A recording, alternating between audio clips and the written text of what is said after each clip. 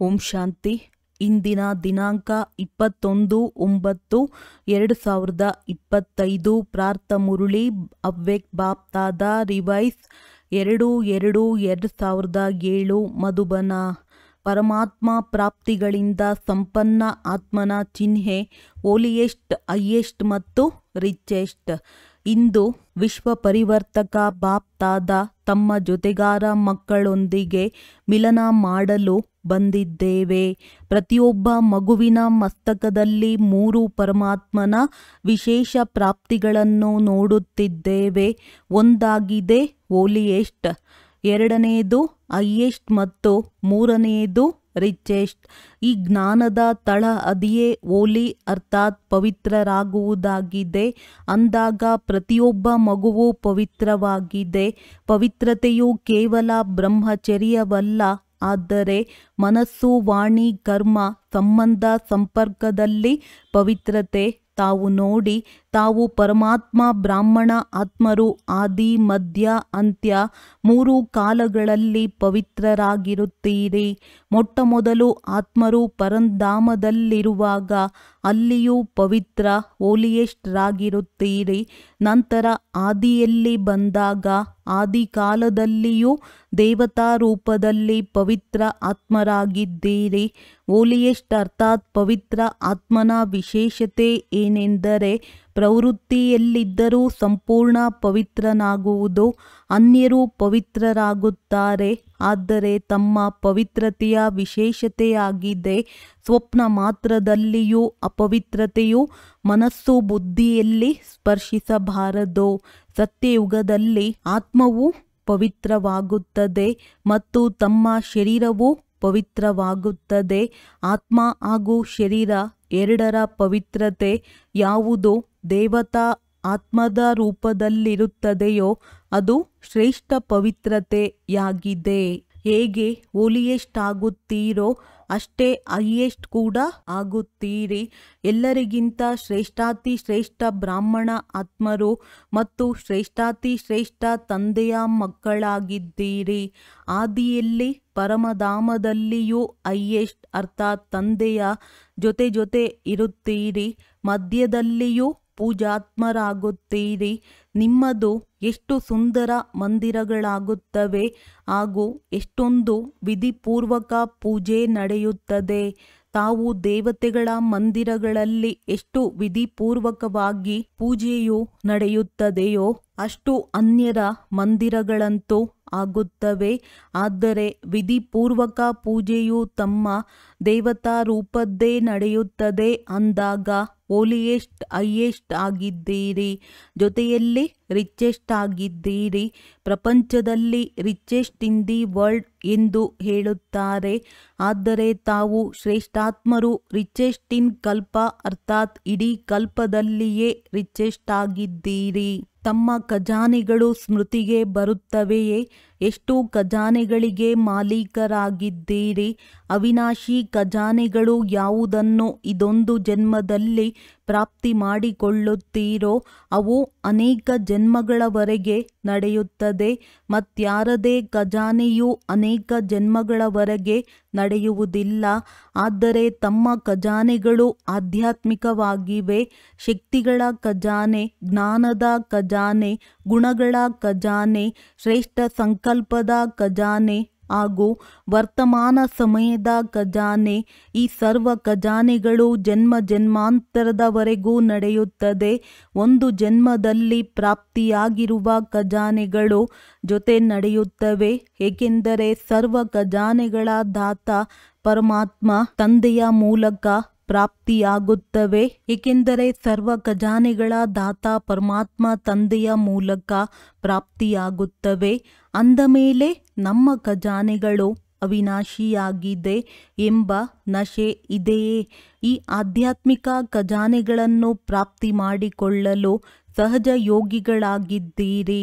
ನೆನಪಿನ ಶಕ್ತಿಯಿಂದ ಖಜಾನೆಯನ್ನು ಜಮಾ ಮಾಡಿಕೊಳ್ಳುತ್ತೀರಿ. ಈ ಸಮಯದಲ್ಲಿಯೂ ಈ ಸರ್ವ ಖಜಾನೆಗಳಿಂದ ಸಂಪನ್ನ ನಿಶ್ಚಿಂತ ಚಕ್ರವರ್ತಿಗಳಾಗಿದ್ದೀರಿ. ಯಾವುದಾದರೂ ಚಿಂತೆ ಇದೆಯೇ? ಚಿಂತೆ ಇದೆಯೇ? ಏಕೆಂದರೆ ಇವು ಇಂತಹ ಖಜಾನೆಗಳಾಗಿವೆ, ಯಾವುದನ್ನು ಕಳ್ಳರು ಕದಿಯಲು ಸಾಧ್ಯವಿಲ್ಲ, ರಾಜನು ತಿನ್ನಲು ಸಾಧ್ಯವಿಲ್ಲ, ನೀರು ಮುಳುಗಿಸಲು ಸಾಧ್ಯವಿಲ್ಲ. ಆದ್ದರಿಂದ ನಿಶ್ಚಿಂತ ಚಕ್ರವರ್ತಿಗಳಾಗಿದ್ದೀರಿ. ಅಂದ ಮೇಲೆ ಈ ಖಜಾನೆಗಳು ಸದಾ ಸ್ಮೃತಿಯಲ್ಲಿರುತ್ತವೆ ಎಲ್ಲವೇ? ಮತ್ತು ನೆನಪು ಏಕೆ ಸಹಜವಾಗಿದೆ? ಏಕೆಂದರೆ ಎಲ್ಲದಕ್ಕಿಂತ ಹೆಚ್ಚು ನೆನಪಿನ ಆಧಾರವಾಗಿರುತ್ತದೆ. ಒಂದು ಸಂಬಂಧದ ಮತ್ತು ಇನ್ನೊಂದು ಪ್ರಾಪ್ತಿ. ಎಷ್ಟು ಪ್ರಿಯ ಸಂಬಂಧವಾಗಿರುತ್ತದೆಯೋ ಅಷ್ಟು ನೆನಪು ಸ್ವತಃ ಬರುತ್ತದೆ. ಏಕೆಂದರೆ ಸಂಬಂಧದಲ್ಲಿ ಸ್ನೇಹವಿರುತ್ತದೆ ಮತ್ತು ಎಲ್ಲಿ ಸ್ನೇಹವಿರುತ್ತದೆಯೋ ಆ ಸ್ನೇಹಿಯನ್ನು ನೆನಪು ಮಾಡುವುದು ಕಷ್ಟವಾಗುವುದಿಲ್ಲ, ಆದರೆ ಮರೆಯುವುದು ಕಷ್ಟವಾಗುತ್ತದೆ. ಅಂದಾಗ ತಂದೆಯು ಸರ್ವ ಸಂಬಂಧದ ಆಧಾರ ಮಾಡಿಬಿಟ್ಟಿದ್ದಾರೆ. ಎಲ್ಲರೂ ತಮ್ಮನ್ನು ಸಹಜ ಯೋಗಿಯ ಅನುಭವ ಮಾಡುತ್ತೀರಾ ಅಥವಾ ಪರಿಶ್ರಮ ಯೋಗಿಗಳಾಗಿದ್ದೀರಾ? ಸಹಜವಾಗಿದೆಯೇ ಅಥವಾ ಕೆಲವೊಮ್ಮೆ ಸಹಜ, ಕೆಲವೊಮ್ಮೆ ಕಷ್ಟವೇ? ಯಾವಾಗ ತಂದೆಯನ್ನು ಸಂಬಂಧ ಮತ್ತು ಸ್ನೇಹದಿಂದ ನೆನಪು ಮಾಡುತ್ತೀರೋ ಆಗ ನೆನಪು ಕಷ್ಟವೆನ್ನಿಸುವುದಿಲ್ಲ. ಮತ್ತು ಪ್ರಾಪ್ತಿಗಳನ್ನು ನೆನಪು ಮಾಡಿರಿ. ಸರ್ವ ಪ್ರಾಪ್ತಿಗಳ ದಾತನು ತಮಗೆ ಸರ್ವ ಪ್ರಾಪ್ತಿಗಳನ್ನು ಮಾಡಿಸಿ ಬಿಟ್ಟರು. ಅಂದ ಮೇಲೆ ತಮ್ಮನ್ನು ಸರ್ವ ಖಜಾನೆಗಳಿಂದ ಸಂಪನ್ನ ಅನುಭವ ಮಾಡುತ್ತೀರಾ. ಖಜಾನೆಗಳನ್ನು ಜಮಾ ಮಾಡಿಕೊಳ್ಳುವ ಸಹಜ ವಿಧಿಯನ್ನು ಸಹ ಬಾಪ್ದಾದ ತಿಳಿಸಿದೆವು. ಏನೆಲ್ಲ ಅವಿನಾಶಿ ಖಜಾನೆಗಳಿವೆಯೋ ಅವೆಲ್ಲ ಖಜಾನೆಗಳ ಪ್ರಾಪ್ತಿ ಮಾಡಿಕೊಳ್ಳುವ ವಿಧಿಯಾಗಿದೆ ಬಿಂದು. ಹೇಗೆ ಸ್ಥೂಲ ಖಜಾನೆಗಳಲ್ಲಿಯೂ ಬಿಂದುವನ್ನಿಡುತ್ತಾ ಹೋದಂತೆ ಅದು ಹೆಚ್ಚಾಗುತ್ತಾ ಹೋಗುತ್ತದೆ ಎಲ್ಲವೇ? ಹಾಗೆಯೇ ಅವಿನಾಶಿ ಖಜಾನೆಗಳನ್ನು ಜಮಾ ಮಾಡಿಕೊಳ್ಳುವ ವಿಧಿಯಾಗಿದೆ ಬಿಂದುವನ್ನಿಡುವುದು. 3 ಬಿಂದುಗಳಿವೆ. ಒಂದು ನಾನು ಆತ್ಮ ಬಿಂದು, ತಂದೆಯು ಬಿಂದು ಮತ್ತು ಡ್ರಾಮಾದಲ್ಲಿ ಏನೆಲ್ಲವೂ ಕಳೆದು ಹೋಗುವುದೋ ಅದಕ್ಕೂ ಬಿಂದು. ಅಂದಾಗ ಬಿಂದುವನ್ನಿಡಲು ಬರುತ್ತದೆಯೇ? ಎಲ್ಲದಕ್ಕಿಂತ ಹೆಚ್ಚು ಸಹಜ ಚಿಹ್ನೆ ಯಾವುದಾಗಿದೆ? ಬಿಂದುವನ್ನು ಇಡುವುದೇ ಅಲ್ಲವೇ? ಅಂದಾಗ ಆತ್ಮ ಬಿಂದುವಾಗಿದ್ದೇನೆ, ತಂದೆಯು ಬಿಂದುವಾಗಿದ್ದಾರೆ. ಈ ಸ್ಮೃತಿಯಿಂದ ಸ್ವತಃವಾಗಿ ಖಜಾನೆಗಳು ಜಮಾ ಆಗಿಬಿಡುತ್ತವೆ. ಬಿಂದುವನ್ನು ಸೆಕೆಂಡಿನಲ್ಲಿ ನೆನಪು ಮಾಡಿಕೊಳ್ಳುವುದರಿಂದ ಎಷ್ಟೊಂದು ಖುಷಿಯಾಗುತ್ತದೆ. ಈ ಸರ್ವ ಖಜಾನೆಗಳು ತಮ್ಮ ಬ್ರಾಹ್ಮಣ ಜೀವನದ ಅಧಿಕಾರವಾಗಿದೆ. ಏಕೆಂದರೆ ಮಕ್ಕಳಾಗುವುದು ಅರ್ಥಾತ್ ಅಧಿಕಾರಿಯಾಗುವುದು ಮತ್ತು ವಿಶೇಷವಾಗಿ 3 ಸಂಬಂಧದ ಅಧಿಕಾರವು ಪ್ರಾಪ್ತಿಯಾಗುತ್ತದೆ. ಅರ್ಥಾತ್ ಪರಮಾತ್ಮನನ್ನು ತಂದೆಯನ್ನಾಗಿ ಮಾಡಿಕೊಂಡಿದ್ದೀರಿ, ಶಿಕ್ಷಕನನ್ನಾಗಿಯೂ ಮಾಡಿಕೊಂಡಿದ್ದೀರಿ ಮತ್ತು ಸದ್ಗುರುವನ್ನಾಗಿಯೂ ಮಾಡಿಕೊಂಡಿದ್ದೀರಿ. ಈ 3 ಸಂಬಂಧಗಳಿಂದ ಪಾಲನೆ, ವಿದ್ಯೆಯಿಂದ ಆದಾಯದ ಮೂಲ ಮತ್ತು ಸದ್ಗುರುವಿನ ಮೂಲಕ ವರದಾನವು ಪ್ರಾಪ್ತಿಯಾಗುತ್ತದೆ. ಎಷ್ಟು ಸಹಜ ವರದಾನವೂ ಸಿಗುತ್ತದೆ. ಏಕೆಂದರೆ ತಂದೆಯ ವರದಾನವನ್ನು ಪ್ರಾಪ್ತಿ ಮಾಡಿಕೊಳ್ಳುವುದು ಮಗುವಿನ ಜನ್ಮಸಿದ್ಧ ಅಧಿಕಾರವಾಗಿದೆ. ಬಾಪ್ದಾದ ಪ್ರತಿಯೊಬ್ಬ ಮಗುವಿನ ಜಮಾದ ಖಾತೆಯನ್ನು ಪರಿಶೀಲನೆ ಮಾಡುತ್ತೇವೆ. ತಾವೆಲ್ಲರೂ ತಮ್ಮ ಪ್ರತಿ ಸಮಯದ ಜಮಾದ ಖಾತೆಯನ್ನು ಪರಿಶೀಲನೆ ಮಾಡಿಕೊಳ್ಳಿ. ಜಮಾ ಆಯಿತೇ ಆಗಲಿಲ್ಲವೇ? ಅದರ ವಿಧಿ ಏನೆಂದರೆ ಏನೆಲ್ಲ ಕರ್ಮ ಮಾಡಿದ್ದೀರೋ ಆ ಕರ್ಮದಲ್ಲಿ ಸ್ವಯಂ ಸಂತುಷ್ಟ ಹಾಗೂ ಯಾರ ಜೊತೆ ಕರ್ಮ ಮಾಡಿದ್ದೀರೋ ಅವರು ಸಂತುಷ್ಟರಾಗಬೇಕು. ಸ್ವಯಂ ಸಂತುಷ್ಟ ಹಾಗೂ ಯಾರ ಜೊತೆ ಕರ್ಮ ಮಾಡಿದ್ದೀರೋ ಅವರು ಸಂತುಷ್ಟರಾಗಬೇಕು. ಒಂದು ವೇಳೆ ಇಬ್ಬರಲ್ಲಿಯೂ ಸಂತುಷ್ಟತೆ ಇದೆ ಎಂದರೆ ಕರ್ಮದ ಖಾತೆಯು ಜಮಾ ಆಯಿತೆಂದು ತಿಳಿದುಕೊಳ್ಳಿರಿ. ಒಂದು ವೇಳೆ ಸ್ವಯಂನಲ್ಲಿ ಹಾಗೂ ಯಾರೊಂದಿಗೆ ಸಂಬಂಧವಿದೆಯೋ ಅವರಲ್ಲಿ ಸಂತುಷ್ಟತೆ ಬರಲಿಲ್ಲವೆಂದರೆ ಅದು ಜಮಾ ಆಗಲಿಲ್ಲವೆಂದರ್ಥ. ಬಾಪ್ದಾದ ಎಲ್ಲ ಮಕ್ಕಳಿಗೆ ಸಮಯದ ಸೂಚನೆಯನ್ನು ನೀಡುತ್ತಿರುತ್ತೇವೆ. ಈ ವರ್ತಮಾನ ಸಂಗಮದ ಸಮಯವು ಇಡೀ ಕಲ್ಪದಲ್ಲಿಯೇ ಸರ್ವಶ್ರೇಷ್ಠ ಸಮಯವಾಗಿದೆ. ಏಕೆಂದರೆ ಈ ಸಂಗಮವೇ ಶ್ರೇಷ್ಠ ಕರ್ಮಗಳ ಬೀಜವನ್ನು ಬಿತ್ತುವ ಸಮಯವಾಗಿದೆ. ಪ್ರತ್ಯಕ್ಷ ಫಲವನ್ನು ಪ್ರಾಪ್ತಿ ಮಾಡಿಕೊಳ್ಳುವ ಸಮಯವಾಗಿದೆ. ಈ ಸಂಗಮದ ಸಮಯದಲ್ಲಿ ಒಂದೊಂದು ಕ್ಷಣವೂ ಸರ್ವಶ್ರೇಷ್ಠವಾಗಿದೆ. ಎಲ್ಲರೂ 1 ಸೆಕೆಂಡಿನಲ್ಲಿ ಅಶರೀರಿ ಸ್ಥಿತಿಯಲ್ಲಿ ಸ್ಥಿತರಾಗಬಲ್ಲಿರ. ಬಾಪ್ತಾದ ಸಹಜ ವಿಧಿಯನ್ನು ತಿಳಿಸಿದ್ದೇವೆ. ನಿರಂತರ ನೆನಪಿಗಾಗಿ ಒಂದು ವಿಧಿ ಮಾಡಿಕೊಳ್ಳಿ. ಇಡೀ ದಿನದಲ್ಲಿ 2 ಶಬ್ದಗಳನ್ನಂತೂ ಎಲ್ಲರೂ ಕೇಳುತ್ತೀರಿ ಮತ್ತು ಅನೇಕ ಬಾರಿ ಹೇಳುತ್ತೀರಿ. ಆ 2 ಶಬ್ದಗಳಾಗಿವೆ ನಾನು ಮತ್ತು ನನ್ನದು. ಆದ್ದರಿಂದ ಯಾವಾಗ ನಾನು ಶಬ್ದವನ್ನು ಹೇಳುತ್ತೀರೋ ಆಗ ತಂದೆಯು ಪರಿಚಯ ಕೊಟ್ಟಿದ್ದಾರೆ. ನಾನು ಆತ್ಮನಾಗಿದ್ದೇನೆ. ನಾನು ಶಬ್ದವನ್ನು ಹೇಳುವಾಗ ಇದನ್ನು ನೆನಪು ಮಾಡಿಕೊಳ್ಳಿರಿ. ನಾನು ಆತ್ಮನಾಗಿದ್ದೇನೆ. ಕೇವಲ ನಾನು ಎನ್ನಬೇಡಿ, ನಾನು ಆತ್ಮನಾಗಿದ್ದೇನೆ ಎಂದುಕೊಳ್ಳಿ. ಏಕೆಂದರೆ ತಾವು ತಿಳಿದುಕೊಂಡಿದ್ದೀರಲ್ಲವೇ, ನಾನು ಶ್ರೇಷ್ಠ ಆತ್ಮನಾಗಿದ್ದೇನೆ, ಪರಮಾತ್ಮನ ಪಾಲನೆಯಲ್ಲಿರುವ ಆತ್ಮನಾಗಿದ್ದೇನೆ. ಯಾವಾಗ ನನ್ನದು ಎಂಬ ಶಬ್ದವನ್ನು ಹೇಳುತ್ತೀರೋ ಆಗ ನನ್ನವರು ಯಾರು? ನನ್ನ ಬಾಬಾ ಅರ್ಥಾತ್ ತಂದೆ ಪರಮಾತ್ಮ. ಆದ್ದರಿಂದ ಯಾವಾಗಲೆಲ್ಲ ನಾನು ಮತ್ತು ನನ್ನದು ಶಬ್ದವನ್ನು ಹೇಳುತ್ತೀರೋ ಆ ಸಮಯದಲ್ಲಿ ಇದನ್ನು ಅಡಿಷನ್ ಮಾಡಿಕೊಳ್ಳಿರಿ. ನಾನು ಆತ್ಮ ಮತ್ತು ನನ್ನ ಬಾಬಾ. ತಂದೆಯಲ್ಲಿ ಎಷ್ಟು ನನ್ನತನವನ್ನು ತರುತ್ತೀರೋ ಅಷ್ಟು ನೆನಪು ಸಹಜವಾಗುತ್ತಾ ಹೋಗುವುದು. ಏಕೆಂದರೆ ನನ್ನದು ಎಂದಿಗೂ ಮರೆಯುವುದಿಲ್ಲ. ಇಡೀ ದಿನದಲ್ಲಿ ನೋಡಿರಿ, ನನ್ನದೇ ನೆನಪು ಬರುತ್ತದೆ. ಆದ್ದರಿಂದ ಈ ವಿಧಿಯಿಂದ ಸಹಜ ನಿರಂತರ ಯೋಗಿಗಳಾಗುತ್ತೀರಿ. ಬಾಪ್ತಾದ ಪ್ರತಿಯೊಬ್ಬ ಮಗುವನ್ನು ಸ್ವಮಾನದ ಆಸನದಲ್ಲಿ ಕೂರಿಸಿದ್ದೇವೆ. ಒಂದು ವೇಳೆ ಸ್ವಮಾನದ ಪಟ್ಟಿಯನ್ನು ಸ್ಮೃತಿಯಲ್ಲಿ ತಂದುಕೊಂಡರೆ ಎಷ್ಟು ದೊಡ್ಡದಾಗಿದೆ. ಏಕೆಂದರೆ ಸ್ವಮಾನದಲ್ಲಿ ಸ್ಥಿತರಾಗಿದ್ದರೆ ದೇಹಾಭಿಮಾನವು ಬರಲು ಸಾಧ್ಯವಿಲ್ಲ. ಇಲ್ಲವೇ ದೇಹಾಭಿಮಾನದಲ್ಲಿರುವುದು, ಇಲ್ಲವೇ ಸ್ವಮಾನವಿರುವುದು. ಸ್ವಮಾನದ ಅರ್ಥವೇ ಆಗಿದೆ ಸ್ವ ಅರ್ಥಾತ್ ಆತ್ಮನ ಶ್ರೇಷ್ಠ ಸ್ಮೃತಿಯ ಸ್ಥಾನ. ಅಂದಾಗ ಎಲ್ಲರೂ ತಮ್ಮ ಸ್ವಮಾನದಲ್ಲಿ ಸ್ಥಿತರಾಗಿದ್ದೀರಾ. ಎಷ್ಟು ಸ್ವಮಾನದಲ್ಲಿ ಸ್ಥಿತರಾಗಿರುತ್ತೀರೋ ಅಷ್ಟು ಅನ್ಯರಿಗೂ ಸನ್ಮಾನ ಕೊಡುವುದು ಸ್ವತಃ ಆಗಿಬಿಡುತ್ತದೆ. ಅಂದ ಮೇಲೆ ಸ್ವಮಾನದಲ್ಲಿ ಸ್ಥಿತರಾಗಿರುವುದು ಎಷ್ಟೊಂದು ಸಹಜವಾಗಿದೆ. ಅಂದಾಗ ಎಲ್ಲರೂ ಖುಷಿಯಾಗಿರುತ್ತೀರಾ. ಏಕೆಂದರೆ ಖುಷಿಯಾಗಿರುವವರು ಅನ್ಯರನ್ನು ಖುಷಿಪಡಿಸುತ್ತಾರೆ. ಬಾಪ್ತಾದ ಸದಾ ಹೇಳುವುದೇನೆಂದರೆ ಇಡೀ ದಿನದಲ್ಲಿ ಖುಷಿಯನ್ನೆಂದೂ ಕಳೆದುಕೊಳ್ಳಬೇಡಿ. ಏಕೆ? ಖುಷಿಯು ಇಂತಹ ವಸ್ತುವಾಗಿದೆ. ಕೇವಲ ಒಂದೇ ಖುಷಿಯಲ್ಲಿ ಆರೋಗ್ಯವೂ ಇದೆ, ಐಶ್ವರ್ಯವೂ ಇದೆ ಮತ್ತು ಸಂತೋಷವೂ ಇದೆ. ಖುಷಿ ಇಲ್ಲದ ಜೀವನವು ನಿರಸವಾಗಿರುತ್ತದೆ. ಖುಷಿಯಂತಹ ಯಾವುದೇ ಖಜಾನೆ ಇಲ್ಲ ಎಂದು ಖುಷಿಗೆ ಹೇಳಲಾಗುತ್ತದೆ. ಎಷ್ಟಾದರೂ ಖಜಾನೆಗಳಿರಲಿ, ಆದರೆ ಖುಷಿ ಇಲ್ಲವೆಂದರೆ ಖಜಾನೆಗಳಿಂದಲೂ ಪ್ರಾಪ್ತಿ ಮಾಡಿಕೊಳ್ಳಲು ಸಾಧ್ಯವಾಗುವುದಿಲ್ಲ. ಖುಷಿಯಂತಹ ಔಷಧಿ ಇಲ್ಲ ಎಂದು ಖುಷಿಗಾಗಿಯೇ ಹೇಳುತ್ತಾರೆ. ಅಂದಾಗ ಐಶ್ವರ್ಯವೂ ಖುಷಿಯಾಗಿದೆ, ಆರೋಗ್ಯವೂ ಖುಷಿಯಾಗಿದೆ ಮತ್ತು ಹೆಸರೇ ಖುಷಿ ಎಂದಾಗ ಸಂತೋಷವಾಗಿ ಇದ್ದೇ ಇರುತ್ತೀರಿ. ಆದ್ದರಿಂದ ಖುಷಿಯಲ್ಲಿ 3 ವಸ್ತುಗಳು ಇವೆ ಮತ್ತು ತಂದೆಯು ಅವಿನಾಶಿ ಖುಷಿಯ ಖಜಾನೆಯನ್ನು ನೀಡಿದ್ದೇವೆ. ತಂದೆಯ ಖಜಾನೆಯನ್ನು ಕಳೆದುಕೊಳ್ಳಬೇಡಿ. ಅಂದಾಗ ಸದಾ ಖುಷಿಯಾಗಿರುತ್ತೀರಾ. ಬಾಪ್ತಾದ ಹೋಮ್ವರ್ಕ್ ಕೊಟ್ಟೆವು, ಖುಷಿಯಾಗಿರಿ ಮತ್ತು ಖುಷಿಯನ್ನು ಹಂಚಿರಿ. ಏಕೆಂದರೆ ಖುಷಿಯು ಇಂತಹ ವಸ್ತುವಾಗಿದೆ. ಅದನ್ನು ಎಷ್ಟು ಹಂಚುತ್ತೀರೋ ಅಷ್ಟು ವೃದ್ಧಿಯಾಗುತ್ತದೆ. ಅನುಭವ ಮಾಡಿ ನೋಡಿದ್ದೀರಾ, ಅನುಭವ ಮಾಡಿದ್ದೀರಲ್ಲವೇ? ಒಂದು ವೇಳೆ ಖುಷಿಯನ್ನು ಹಂಚುತ್ತೀರೆಂದರೆ ಮೊದಲು ತಮ್ಮ ಬಳಿ ಹೆಚ್ಚುತ್ತದೆ.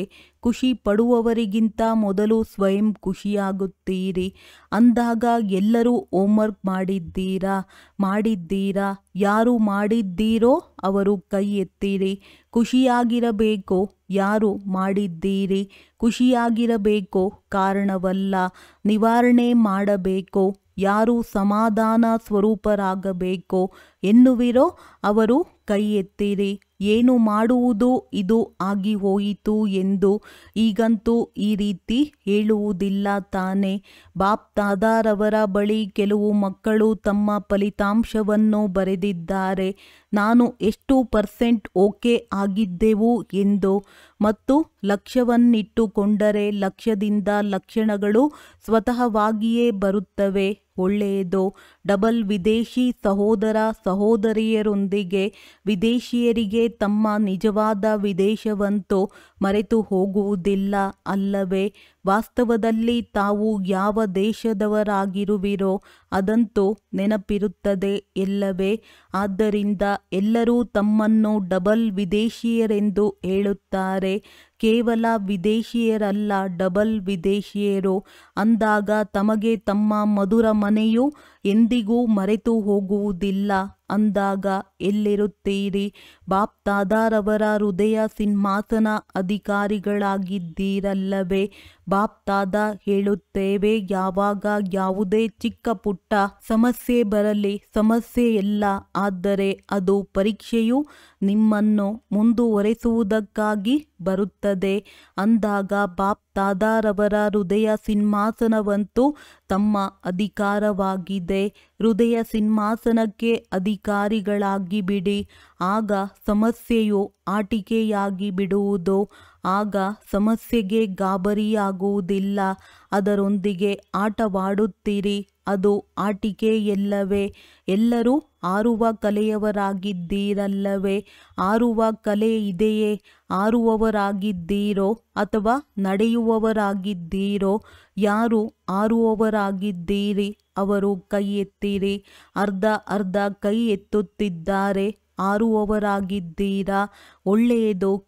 ಕೆಲವೊಮ್ಮೆ ಹಾರುವುದನ್ನು ಬಿಟ್ಟು ಬಿಡುತ್ತೀರಾ? ನೀವು ನಡೆಯುತ್ತಿಲ್ಲ, ಹಾರುತ್ತಿದ್ದೀರಿ. ಕೆಲವರು ಬಾಪ್ ದಾದಾರವರಿಗೆ ಹೇಳುತ್ತಾರೆ, ಬಾಬಾ, ನಾವು ಬಹಳ ಚೆನ್ನಾಗಿ ನಡೆಯುತ್ತಿದ್ದೇವೆ ಎಂದು. ಅದಕ್ಕಾಗಿ ಬಾಪ್ ದಾದಾ ಹೇಳುತ್ತೇವೆ, ನಡೆಯುತ್ತಿದ್ದೀರೋ ಅಥವಾ ಹಾರುತ್ತಿದ್ದೀರೋ? ಈಗ ನಡೆಯುವ ಸಮಯವಲ್ಲ, ಹಾರುವ ಸಮಯವಾಗಿದೆ. ಪ್ರತಿಯೊಬ್ಬರಿಗೂ ಉಮಂಗ, ಉತ್ಸಾಹದ, ಸಾಹಸದ ರೆಕ್ಕೆಗಳಿವೆ. ಅಂದ ಮೇಲೆ ರೆಕ್ಕೆಗಳಿಂದ ಹಾರಲಾಗುತ್ತದೆ. ಆದ್ದರಿಂದ ಪ್ರತಿನಿತ್ಯ ಪರಿಶೀಲನೆ ಮಾಡಿಕೊಳ್ಳಿ, ಹಾರುವ ಕಲೆಯಲ್ಲಿ ಹಾರುತ್ತಿದ್ದೇವೆಯೇ? ಒಳ್ಳೆಯದು. ಬಾಪ್ ದಾದಾ ಫಲಿತಾಂಶದಲ್ಲಿ ನೋಡಿದ್ದೇವೆ. ವಿದೇಶದಲ್ಲಿಯೂ ಸೇವಾ ಕೇಂದ್ರಗಳು ವೃದ್ಧಿಯಾಗುತ್ತಿದೆ ಮತ್ತು ವೃದ್ಧಿಯಾಗಲೇ ಬೇಕಾಗಿದೆ. ಹೇಗೆ ಡಬಲ್ ವಿದೇಶಿಯರಾಗಿದ್ದೀರಿ ಹಾಗೆಯೇ ಡಬಲ್ ಸೇವೆ ಅಂದರೆ ಮನ್ಸ ಹಾಗೂ ವಾಚ ಜೊತೆ ಮಾಡುತ್ತಾ ನಡೆಯಿರಿ. ಮನ್ಸ ಶಕ್ತಿಯ ಮೂಲಕ ಆತ್ಮಗಳ ಆತ್ಮಿಕ ವೃತ್ತಿಯನ್ನಾಗಿ ಮಾಡಿರಿ. ವಾಯುಮಂಡಲವನ್ನು ತಯಾರು ಮಾಡಿರಿ. ಈಗ ದುಃಖವು ಹೆಚ್ಚುತ್ತಿರುವುದನ್ನು ನೋಡಿ ದಯೆ ಬರುತ್ತಿಲ್ಲವೇ? ತಮ್ಮ ಜಡಚಿತ್ರಗಳ ಮುಂದೆ ದಯೆ ತೋರಿಸಿ ಎಂದು ಚೀರುತ್ತಾ ಇರುತ್ತಾರೆ. ಈಗ ದಯಾಳು, ಕೃಪಾಳು, ದಯಾ ಹೃದಯಿಗಳಾಗಿರಿ. ತಮ್ಮ ಮೇಲೂ ದಯೆ ಮತ್ತು ಆತ್ಮರ ಮೇಲೂ ದಯೆ ತೋರಿಸಿ. ಒಳ್ಳೆಯದು. ಪ್ರತಿ ಸೀಸನ್ನಿನಲ್ಲಿ, ಪ್ರತಿ ಸರದಿಯಲ್ಲಿಯೂ ಬಂದು ಬಿಡುತ್ತೀರಿ. ಇದು ಎಲ್ಲರಿಗೂ ಖುಷಿಯಾಗುತ್ತದೆ. ಅಂದ ಮೇಲೆ ಹಾರುತ್ತಾ ಹೋಗಿ ಮತ್ತು ಹಾರಿಸುತ್ತಾ ಹೋಗಿರಿ. ಒಳ್ಳೆಯದು. ಫಲಿತಾಂಶದಲ್ಲಿ ನೋಡಿದೆವು. ಈಗ ನಮ್ಮನ್ನು ಪರಿವರ್ತನೆ ಮಾಡಿಕೊಳ್ಳುವುದರಲ್ಲಿಯೂ ತೀವ್ರವಾಗಿ ಹೋಗುತ್ತಿದ್ದೀರಿ. ಆದ್ದರಿಂದ ಸ್ವಯಂನ ಪರಿವರ್ತನೆಯ ಗತಿಯು ವಿಶ್ವ ಪರಿವರ್ತನೆಯ ಗತಿಯನ್ನು ಹೆಚ್ಚಿಸುತ್ತದೆ. ಒಳ್ಳೆಯದು. ಯಾರು ಮೊದಲ ಬಾರಿ ಬಂದಿದ್ದೀರೋ ಅವರು ಎದ್ದೇಳಿ. ತಾವು ತಮ್ಮೆಲ್ಲರಿಗೆ ಬ್ರಾಹ್ಮಣ ಜನ್ಮದ ಶುಭಾಶಯಗಳು. ಒಳ್ಳೆಯದು. ಮಿಠಾಯಿಯಂತೂ ಸಿಗುವುದು. ಆದರೆ ಬಾಪ್ ದಾದಾ ತಮಗೆ ದಿಲ್ ಖುಷ್ ಮಿಠಾಯಿಯನ್ನು ತಿನ್ನಿಸುತ್ತೇವೆ. ಮೊದಲ ಬಾರಿ ಮಧುಬನಕ್ಕೆ ಬಂದಿರುವ ಈ ದಿಲ್ ಖುಷ್ ಮಿಠಾಯಿಯನ್ನು ಸದಾ ನೆನಪಿಟ್ಟುಕೊಳ್ಳಿರಿ. ಆ ಮಿಠಾಯಿಯಂತೂ ಬಾಯಲ್ಲಿ ಇಟ್ಟುಕೊಳ್ಳುತ್ತಿದ್ದಂತೆಯೇ ಅದು ಮುಗಿದು ಹೋಗುವುದು. ಆದರೆ ಈ ದಿಲ್ಖುಷ್ ಮಿಠಾಯಿಯು ಸದಾ ಜೊತೆ ಇರುವುದು. ಬಲೆ ಬನ್ನಿರಿ, ಬಾಪ್ ದಾದಾ ಮತ್ತು ಇಡೀ ಪರಿವಾರ ದೇಶ ವಿದೇಶಗಳಲ್ಲಿ ತಮ್ಮ ಸಹೋದರ ಸಹೋದರಿಯರು ನಿಮ್ಮನ್ನು ನೋಡಿ ಎಲ್ಲರೂ ಖುಷಿ ಪಡುತ್ತಿದ್ದಾರೆ. ಎಲ್ಲರೂ ನೋಡುತ್ತಿದ್ದಾರೆ. ಅಮೆರಿಕದವರು ನೋಡುತ್ತಿದ್ದಾರೆ, ಆಫ್ರಿಕಾದವರು ನೋಡುತ್ತಿದ್ದಾರೆ, ರಷ್ಯಾದವರು ನೋಡುತ್ತಿದ್ದಾರೆ, ಲಂಡನ್ನಿನವರು ನೋಡುತ್ತಿದ್ದಾರೆ ಅಂದಾಗ ತಮ್ಮೆಲ್ಲರಿಗೆ ಅಲ್ಲಿ ಕುಳಿತೇ ಜನ್ಮದಿನದ ಶುಭಾಶಯಗಳನ್ನು ನೀಡುತ್ತಿದ್ದಾರೆ. ಒಳ್ಳೆಯದು. ಬಾಪ್ ದಾದಾರವರ ಆತ್ಮಿಕ ಡ್ರಿಲ್ ನೆನಪಿದೆ ಎಲ್ಲವೇ? ಈಗ ಬಾಪ್ ದಾದಾ ಪ್ರತಿಯೊಬ್ಬ ಮಗುವಿನೊಂದಿಗೆ ಹೊಸಬರಿರಲಿ, ಹಳಬರಿರಲಿ, ಹಿರಿಯರಿರಲಿ, ಕಿರಿಯರಿರಲಿ, ಕಿರಿಯರು ಇನ್ನೂ ಬೇಗನೆ ತಂದೆಯ ಸಮಾನರಾಗಬಹುದು. ಆದ್ದರಿಂದ ಈಗ ಸೆಕೆಂಡಿನಲ್ಲಿ ಎಲ್ಲಿ ಮನಸ್ಸನ್ನು ತೊಡಗಿಸಬೇಕೋ ಅಲ್ಲಿ ಮನಸ್ಸು ಏಕಾಗ್ರವಾಗಿ ಬಿಡಲಿ. ಈ ಏಕಾಗ್ರತೆಯ ಡ್ರಿಲ್ ಸದಾ ಮಾಡುತ್ತಾ ಇರಿ. ಈಗ 1 ಸೆಕೆಂಡಿನಲ್ಲಿ ಮನಸ್ಸಿನ ಮಾಲೀಕರಾಗಿ ನಾನು ಮತ್ತು ನನ್ನ ಬಾಬಾ ಸಂಸಾರವಾಗಿದ್ದಾರೆ, ಮತ್ಯಾರೂ ಇಲ್ಲ. ಈಗ ಏಕಾಗ್ರ ಸ್ಮೃತಿಯಲ್ಲಿ ಸ್ಥಿತರಾಗಿ ಬಿಡಿ. ಒಳ್ಳೆಯದು. 4 ಕಡೆಯ ಸರ್ವ ತೀವ್ರ ಪುರುಷಾರ್ಥಿ ಮಕ್ಕಳಿಗೆ ಸದಾ ಉಮಂಗ ಉತ್ಸಾಹದ ರೆಕ್ಕೆಗಳಿಂದ ಹಾರುವ ಕಲೆಯ ಅನುಭವಿ ಮೂರ್ತಿ ಮಕ್ಕಳಿಗೆ ಸದಾ ತಮ್ಮ ಸ್ವಮಾನದ ಆಸನದಲ್ಲಿ ಸ್ಥಿತರಾಗಿರುವ ಮಕ್ಕಳಿಗೆ ಸದಾ ದಯಾ ಹೃದಯಿಗಳಾಗಿ ವಿಶ್ವದ ಆತ್ಮರಿಗೆ ಮನ್ಸಾ ಶಕ್ತಿಯ ಮೂಲಕ ಒಂದಲ್ಲ ಒಂದು ಸುಖ ಶಾಂತಿಯ ಅಂಚಲಿಯನ್ನು ನೀಡುವಂತಹ ದಯಾಳು ಕೃಪಾಳು ಮಕ್ಕಳಿಗೆ ಸದಾ ತಂದೆಯ ಸ್ನೇಹದಲ್ಲಿ ಸಮಾವೇಶವಾಗಿರುವ ಹೃದಯ ಸಿಂಹಾಸನಾಧಿಕಾರಿ ಮಕ್ಕಳಿಗೆ ಬಾಪ್ ದಾದಾರವರ ನೆನಪು, ಪ್ರೀತಿ ಹಾಗೂ ನಮಸ್ತೆ. ಎಲ್ಲರೂ ಬಹಳ ಬಹಳ ಬಹಳ ಖುಷಿಯಾಗಿದ್ದಾರೆ. ಬಹಳ ಖುಷಿ ಇದೆಯೇ? ಬಹಳ ಎಂದರೆ ಎಷ್ಟು? ಸದಾ ಇದೇ ರೀತಿ ಇರಿ. ಏನೇ ಆದರೂ ಆಗಲಿ ಬಿಡಿ. ಈಗ ಖುಷಿಯಾಗಿರಬೇಕಾಗಿದೆ. ನಾವು ಆರಬೇಕಾಗಿದೆ. ಯಾರೂ ಕೆಳಗೆ ತರಲು ಸಾಧ್ಯವಿಲ್ಲ. ಇದು ಪಕ್ಕಾ ಪ್ರತಿಜ್ಞೆ ಇದೆಯೇ? ಎಷ್ಟು ಪಕ್ಕಾ ಇದೆ? ಕೇವಲ ಖುಷಿಯಾಗಿರಿ. ಎಲ್ಲರಿಗೆ ಖುಷಿಯನ್ನು ನೀಡಿರಿ. ಯಾವುದೇ ಮಾತು ಇಷ್ಟವಾಗದಿದ್ದರೂ ಸಹ ಖುಷಿಯನ್ನು ಕಳೆದುಕೊಳ್ಳಬೇಡಿ. ಮಾತನ್ನು ಬಿಟ್ಟು ಬಿಡಿ. ಆದರೆ ಖುಷಿಯೂ ಹೋಗದಿರಲಿ. ಮಾತಂತೂ ಸಮಾಪ್ತಿಯಾಗಿ ಬಿಡುವುದು. ಆದರೆ ಖುಷಿಯು ಜೊತೆಯಲ್ಲಿ ನಡೆಯಬೇಕಲ್ಲವೇ? ಏನು ಜೊತೆಯಲ್ಲಿ ನಡೆಯುವುದಿದೆಯೋ ಅದನ್ನು ಬಿಟ್ಟು ಬಿಡುತ್ತೀರಿ ಮತ್ತು ಯಾವುದು ಬಿಟ್ಟು ಹೋಗುವುದಿದೆಯೋ ಅದನ್ನು ತಮ್ಮ ಬಳಿ ಇಟ್ಟುಕೊಳ್ಳುತ್ತೀರಿ. ಈಗ ಈ ರೀತಿ ಮಾಡಬೇಡಿ. ಅಮೃತ ವೇಳೆ ನಿತ್ಯವೂ ಮೊದಲು ತಮಗೆ ತಾವು ಖುಷಿಯ ಔಷಧಿಯನ್ನು ತಿನ್ನಿಸಿ. ಒಳ್ಳೆಯದು. ವರದಾನ: ಮಧುರ ಮೌನದ ಲವಲೀನ ಸ್ಥಿತಿಯ ಮೂಲಕ ನಷ್ಟ ಮೋಹ ಸಮರ್ಥ ಸ್ವರೂಪ ಭವ. ದೇಹ, ದೇಹದ ಸಂಬಂಧ, ದೇಹದ ಸಂಸ್ಕಾರ, ವ್ಯಕ್ತಿ ಹಾಗೂ ವೈಭವ, ವಾಯುಮಂಡಲ, ವೈಬ್ರೇಷನ್ ಎಲ್ಲ ಇದ್ದರೂ ಸಹ ತಮ್ಮ ಮತ್ತು ಆಕರ್ಷಣೆ ಮಾಡಬಾರದು. ಜನರು ಕಿರುಚಾಡುತ್ತಿರಲಿ, ಆದರೆ ತಾವು ಅಚಲರಾಗಿರಿ. ಪ್ರಕೃತಿ ಮಾಯೆ ಎಲ್ಲ ಕೊನೆಯ ಹಕ್ಕು ಚಲಾಯಿಸಲು ತಮ್ಮ ಕಡೆ ಎಷ್ಟೇ ಸೆಳೆಯಲಿ, ಆದರೆ ತಾವು ನ್ಯಾರ ಮತ್ತು ತಂದೆಗೆ ಪ್ಯಾರ ಆಗುವ ಸ್ಥಿತಿಯಲ್ಲಿ ಲವಲೀನರಾಗಿರಿ. ಇದಕ್ಕೆ ಹೇಳಲಾಗುವುದು: ನೋಡುತ್ತಿದ್ದರೂ ನೋಡದ ಆಗಿರಿ, ಕೇಳುತ್ತಿದ್ದರೂ ಕೇಳದ ಆಗಿರಿ. ಇದೇ ಮಧುರ ಮೌನ ಸ್ವರೂಪದ ಲವಲೀನ ಸ್ಥಿತಿಯಾಗಿದೆ. ಯಾವಾಗ ಇಂತಹ ಸ್ಥಿತಿಯಾಗುವುದು ಆಗ ಹೇಳಲಾಗುವುದು: ನಷ್ಟಮೋಹ ಸಮರ್ಥ ಸ್ವರೂಪದ ವರದಾನಿ ಆತ್ಮ. ಸ್ಲೋಗನ್: ಓಲಿ ಹಂಸ ಆಗಿ ಅವಗುಣರೂಪಿ ಕಲ್ಲುಗಳನ್ನು ಬಿಟ್ಟು ಒಳ್ಳೆ ಗುಣರೂಪಿ ಮುತ್ತುಗಳನ್ನು ಆರಿಸುತ್ತಾ ಹೋಗಿ. ಅವ್ಯಕ್ತ ಸೂಚನೆ: ಈಗ ಲಗನ್ನಿನ ಅಗ್ನಿಯನ್ನು ಪ್ರಜ್ವಲಿತಗೊಳಿಸಿ ಯೋಗವನ್ನು ಜ್ವಾಲಾರೂಪವನ್ನಾಗಿ ಮಾಡಿ ಜ್ವಾಲಾರೂಪರಾಗಲು ಇದೇ ಗುಂಗು ಸದಾ ಇರಲಿ. ಈಗ ವಾಪಸ್ಸು ಮನೆಗೆ ಹೋಗಬೇಕಾಗಿದೆ. ಹೋಗುವುದು ಅರ್ಥಾತ್ ನಿರ್ಲಿಪ್ತರಾಗುವುದು. ಯಾವಾಗ ತಮ್ಮ ನಿರಾಕಾರ ಮನೆಗೆ ಹೋಗಬೇಕೆಂದರೆ ಅದರಂತೆ ತಮ್ಮ ವೇಷವನ್ನು ಮಾಡಿಕೊಳ್ಳಬೇಕಾಗಿದೆ. ಹೋಗಬೇಕಾಗಿದೆ ಮತ್ತು ಎಲ್ಲರನ್ನೂ ವಾಪಸ್ ಕರೆದುಕೊಂಡು ಹೋಗಬೇಕು. ಈ ಸ್ಮೃತಿಯಿಂದ ಸ್ವತಃ ಸರ್ವ ಸಂಬಂಧ ಸರ್ವ ಪ್ರಕೃತಿಯ ಆಕರ್ಷಣೆಯಿಂದ ನಿರ್ಲಿಪ್ತ ಅರ್ಥಾತ್ ಸಾಕ್ಷಿಯಾಗಿ ಬಿಡಬೇಕು. ಸಾಕ್ಷಿಯಾಗುವುದರಿಂದ ಸಹಜವಾಗಿಯೇ ತಂದೆಯ ಜೊತೆಗಾರ ಅಥವಾ ತಂದೆಯ ಸಮಾನರಾಗಿ ಬಿಡುತ್ತಾರೆ. ಒಳ್ಳೆಯದು. ಓಂ ಶಾಂತಿ.